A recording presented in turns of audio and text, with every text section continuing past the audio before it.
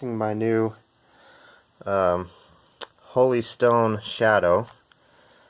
I was expecting a messed up box because I asked for a refurbished item, but this thing is pretty hammered. Open it up. It has little quick start instructions.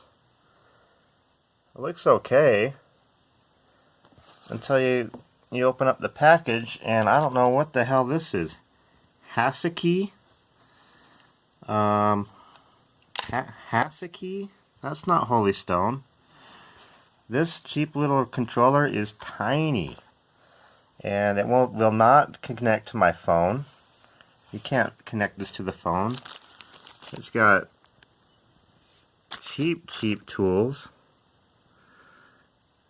I mean, look at this little thing. What the hell? It came in this box, also all beat up. And then, yeah.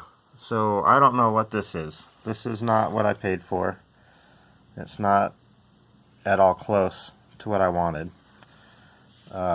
And I also ordered some extra parts for it and batteries, and now those are useless. So I have to send everything back. And yeah, I'm quite rather annoyed about this.